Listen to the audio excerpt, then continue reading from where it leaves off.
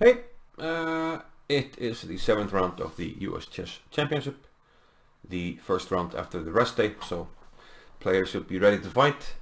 And yeah, since we are nearing the business end of the tournament, I think before this videos it's high time to look at the standings.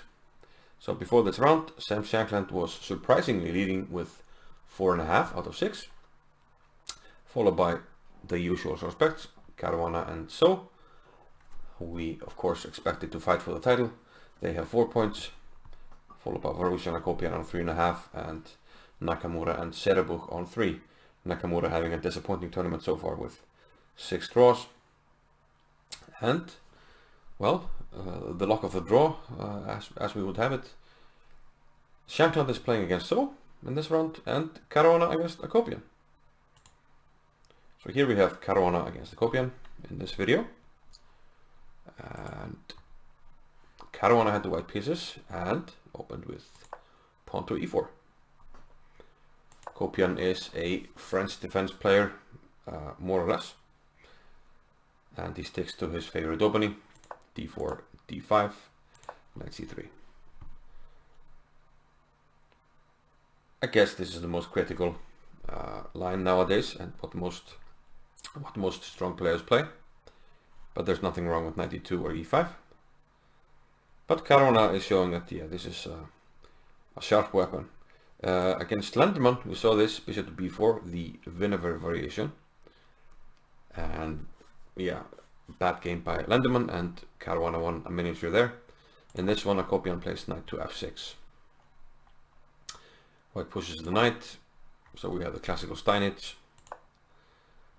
White reinforces the center, black attacks it, and the next few moves are more or less revolving around this point here. White is reinforcing it, and black is attacking it. And queen d2 now. So white kind of has a choice to go queenside or kingside, depending on circumstances. My feeling is that mostly white is going queenside in these lines. Now here the most popular move is to castle or to play a6, but Akobian went with a more modern approach with b6. I think it's the third most popular move, but I think it's a rather recent try. And yeah, this keeps attention, not taking on d4, which is done sometimes in these lines, and black cannot take with a pawn on c5. Here knight d1, bishop e2 have been played, but Caruana plays like Anand played against Yannick Pelletier in 2017. This bishop comes to b5. Bishop b7 was played in that game, but Akobian goes for queen c7, which is less common. Caruana castles queenside. He's clearly not worried about any wrongdoing on the queenside by black. a6, and now since we played bishop b5, if you go back, you're just losing time. You can't be doing that, so you have to take on c6 to justify this move. Queen takes, and here Caruana just gets on with it. f5, pushing baby. And well, black can't really take, because this would break the pawns apart, and this is critically weak after takes. Yeah, you can't allow this. This is horrible for black. So taking is most likely not an option, but Akobian went with c4. This releases the tension, which is not always good. And well, pros and cons. Black's trying to push b5, b4, get an attack on the queen side. So white must act energetically, and that's precisely what Caruana did. Now I will mention that well, taking might be an option, but the thing is, white has parted with his light square bishop, and this means that there will never be an attack on h7 if black castles, and there will never be any check on h5 or something like that coming down on this diagonal here. So I'm not sure white wants to take on e6. I think it's definitely an option, and white is still better. I mean, he can maybe play something like bishop g5 here, and I think white is further along than black. But I kind of want to have more aggressive intentions. He played f6. A very forcing move. Okay,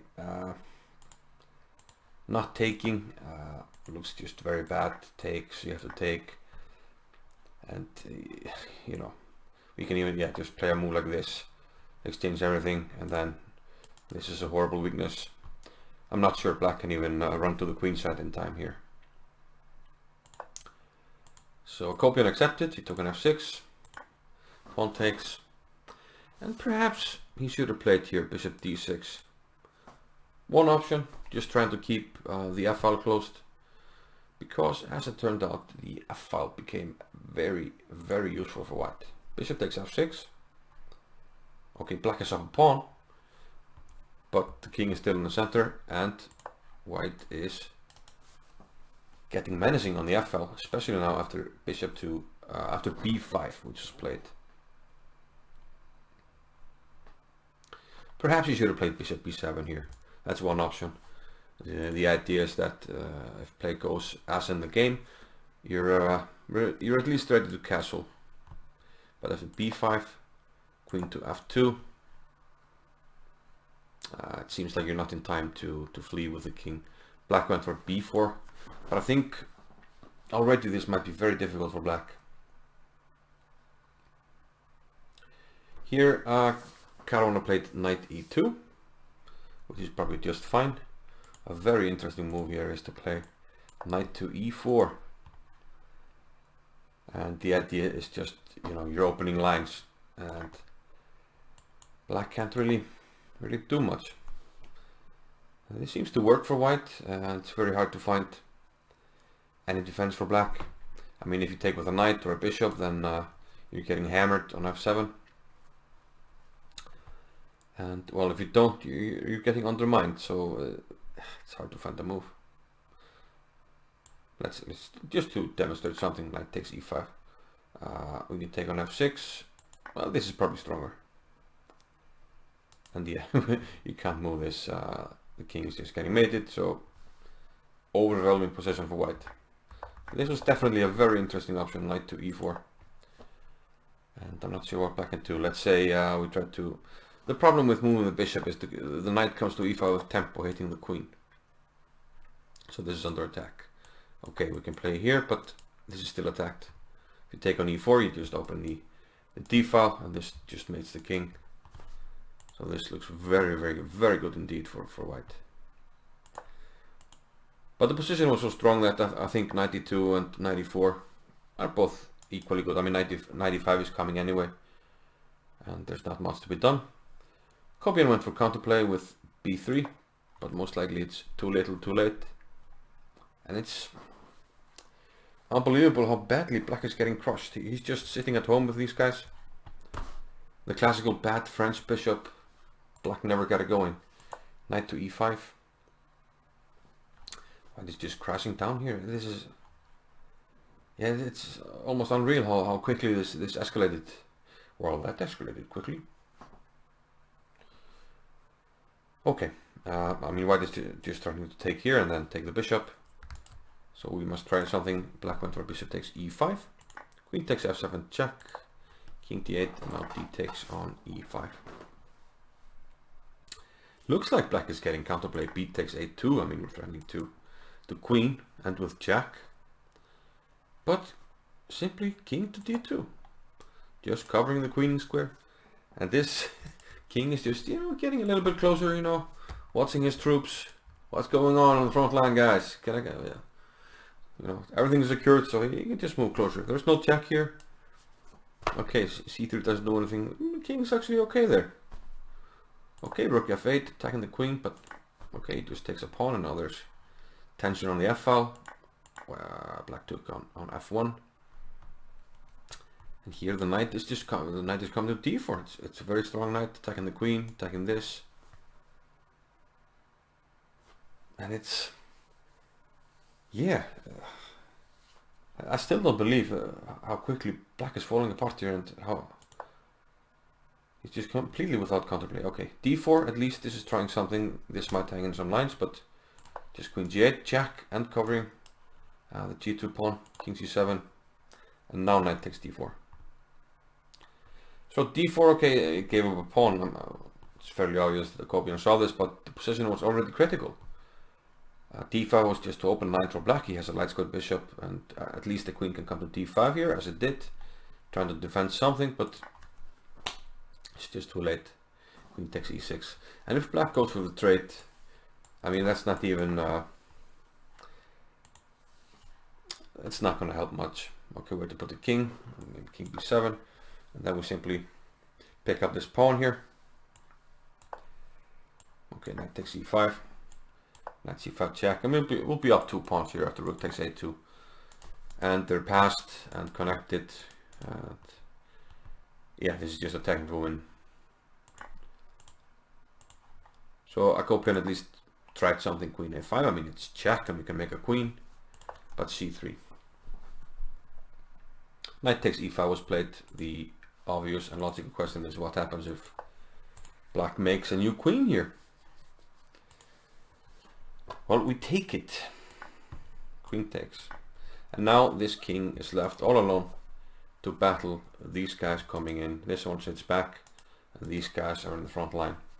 And queen d6 is ending the game here. First off, king d8. This is mate. King to b7. Allows queen d5, a very accurate move. Now king b8 is best. If king here, then knight here. King b8 and queen d6, followed by queen c7.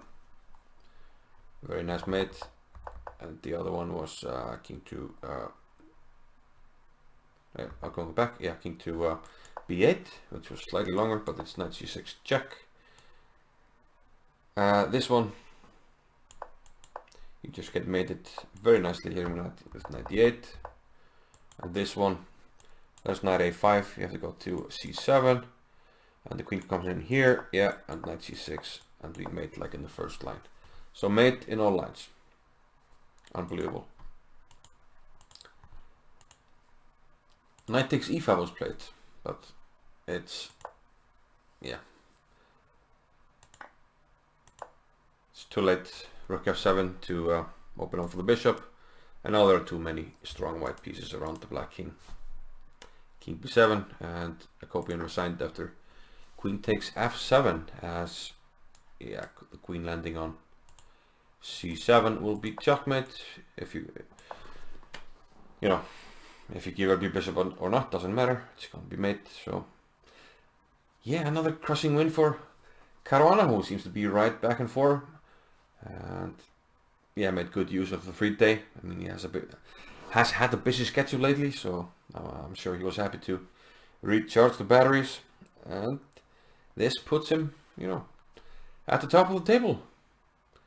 Joint first place with 4 rounds to go. So, well, most people would bet on Caruana at this point, but don't forget that we still have all the clashes between the big three. Nakamura against So and Caruana against So. So very exciting, and still anything can happen. So yeah, stay tuned. I'll see you in the next video. Thanks for watching. Bye bye.